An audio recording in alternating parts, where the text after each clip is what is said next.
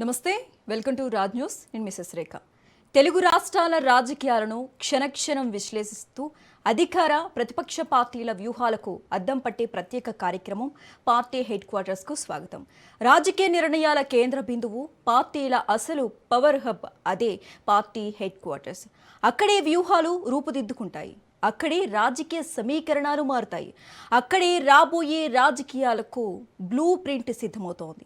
ఏ పార్టీలో ఏం జరుగుతోంది, ఎవరి టార్గెట్ ఎవరు, ఎక్కడ అసంతృప్తి, ఎక్కడ ఆపరేషన్ ఆకర్ష్, ఎవరి వ్యూహం వెనుక ఎలాంటి రాజకీయ లెక్కలు ఉన్నాయి, అలాంటి అన్ని కీలక పరిణామాలను పార్టీల అంతర్గత సమాచారం నుంచి తెర వెనుక రాజకీయాల వరకు వేగంగా విశ్లేషణాత్మకంగా మీ ముందుకు తీసుకొస్తోంది రాజ్ న్యూస్. నేతల అడుగులు, అధిష్టానాల ఆలోచనలు, కూటమిల కదలికలు, రాజకీయాల్లో మారుతున్న సమీకరణాలపై పూర్తి విశ్లేషణతో పార్టీ హెడ్ క్వార్టర్స్ చూద్దాం. అమరావతిలో ఏపీ అసెంబ్లీ వేదికగా స్వాతంత్ర సంబరాలకు సరికొత్త శోభ తీసుకురానున్నారు. కేవలం సభా కార్యక్రమాలకే పరిమితమయ్యే శాసనసభను ప్రజలకు మరింత చేరువ చేసేలా ప్రత్యేక కార్యక్రమానికి శ్రీకారం చుట్టారు. మన సభ జనసభ పేరుతో నిర్వహిస్తున్న సంబరాల్లో భాగంగా ఏడాదిలో 4 రోజుల పాటు ప్రజలకు అసెంబ్లీని సందర్శించే అవకాశం కల్పించనున్నారు. సాయంత్రం 6 గంటల నుంచి రాత్రి 9 గంటల వరకు సందర్శనకు అనుమతి ఉంటుంది. ముఖ్యంగా విద్యార్థులకు అసెంబ్లీ మెయిన్ హాల్ను చూసే అవకాశం కల్పించడం ఆసక్తికరంగా మారింది. ప్రజాస్వామ్య వ్యవస్థ ఎలా పనిచేస్తోంది, చట్టసభలు ఎలా ఉంటాయి అనే విషయాలను విద్యార్థులు ప్రత్యేకంగా తెలుసుకునే అవకాశం దక్కనుంది. ప్రజల కోసం అసెంబ్లీ తలుపులు తెరుస్తున్న మన సభ జనసభ కార్యక్రమం ప్రజాస్వామ్యంపై మరింత అవగాహన పెంచుతుందా, ప్రజలకు చట్టసభను మరింత దగ్గర చేస్తోందా? ఇదే ఆసక్తికరంగా మారింది. ఇక ఇదే అంశానికి సంబంధించి మరింత సమాచారం మా ప్రతినిధి సంతోష్ లైవ్ ద్వారా అందిస్తారు. సంతోష్.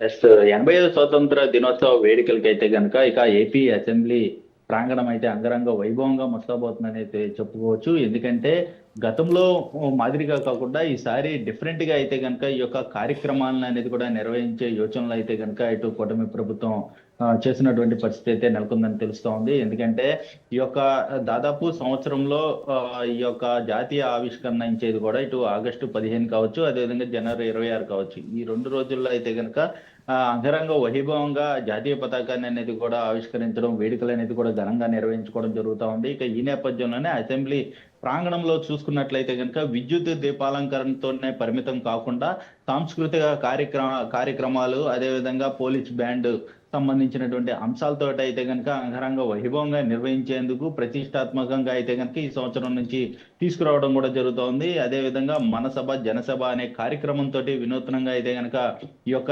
ఏడాదిలో 4 రోజుల పాటు అనేది కూడా ఈ యొక్క కార్యక్రమానికి శ్రీకారం అనేది కూడా చుడుతున్నటువంటి పరిస్థితులు కూడా నెలకొన్నాయని తెలుస్తోంది. ఇక అసెంబ్లీ ప్రాంగణంలో మన సభ జనసభ అనే పేరుతోటి నిర్వహించే కార్యక్రమంలో భాగంగా ఇటు పోలీస్ బ్యాండ్, అదేవిధంగా స్వాతంత్ర పోరాట సంబంధించినటువంటి సాంస్కృతిక కార్యక్రమాలు అయితే కనుక నిర్వహించడం జరుగుతూ ఉంది.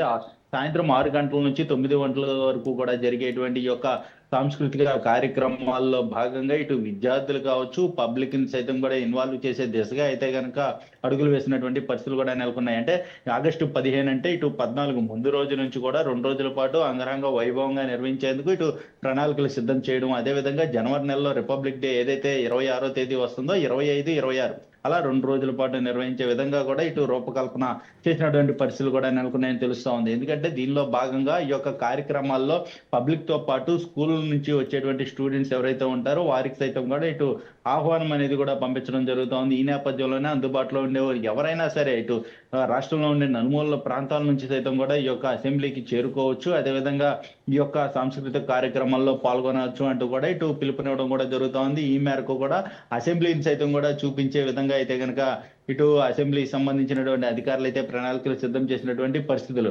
ఎందుకంటే ఏదైతే అసెంబ్లీ జరిగే సమయంలో మాత్రమే ఈ యొక్క కేటాయించినటువంటి సమయం కావచ్చు, అదేవిధంగా పాసులు ఉంటే తప్పితే మాత్రం ఇటు లోపలికి అలౌ చేయనటువంటి పరిస్థితి.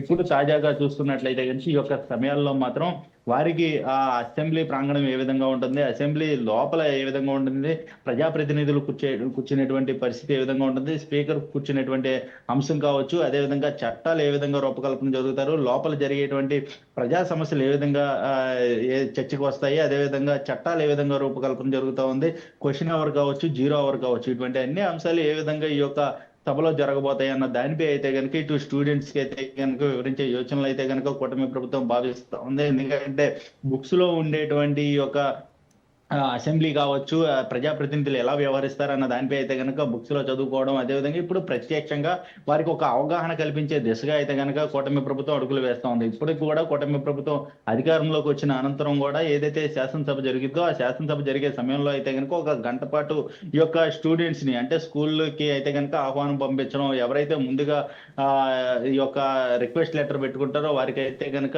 కేటాయించడం, ఆ సమయంలో రావడం జరుగుతుంది. ఇక ప్రధానంగా ఇప్పుడు తాజాగా చూసుకున్నట్లయితే కనుక ఈ యొక్క స్వాతంత్ర దినోత్సవం, రిపబ్లిక్ డే సందర్భంగా అయితే ఈ యొక్క 2 రోజుల పాటు కార్యక్రమాల్లో, సాంస్కృతిక కార్యక్రమాల్లో భాగంగా అసెంబ్లీని సైతం కూడా తలపించి చూపించే విధంగా అయితే కనుక ఇటు కూటమి ప్రభుత్వం ముందుకు వేయడం కూడా జరుగుతోంది. ఎందుకంటే మన సభ అనేది కూడా ప్రజల సభ, అదేవిధంగా జనసభ అనేది కూడా ఇటు ప్రజలతో మమైక్యమయ్యేటువంటి సభ కాబట్టి దీనికి మన సభ, జనసభ అనే పేరు కూడా పెట్టడం జరుగుతోంది. దీనిలో భాగంగానే ఇక ఏం జరుగుతూ ఉంది, ప్రజల సమస్యలు కావచ్చు, అదేవిధంగా స్టూడెంట్స్ కి, విద్యార్థులకి ఏ విధంగా ఇటు ముందుకు తీసుకెళ్లబోతుంది, ప్రజాప్రతినిధులు ఎలాంటి సూచనలు చేస్తారు, ఎలాంటి ఏ విధంగా చర్చిస్తారు సభలో అన్న దానిపై అయితే కనుక కూలంకషంగా అయితే ప్రత్యక్షంగా చూపించే అవకాశం అయితే కల్పిస్తున్నటువంటి పరిస్థితులు. దీనిలో భాగంగా కొన్ని కీలకమైనటువంటి రిస్ట్రిక్షన్స్ కూడా పెట్టడం జరుగుతుంది. ఎందుకంటే ఇప్పుడు ఏదైతే ఇప్పుడు ఉన్నటువంటి పరిస్థితుల్లో సోషల్ మీడియాని ఎక్కువగా వినియోగించుకుంటున్నటువంటి నేపథ్యంలోనే ఎవరైతే రీల్స్ కి ప్రాధాన్యత ఇస్తారో వారికి సంబంధించినటువంటి అంశాన్ని ఏదైతే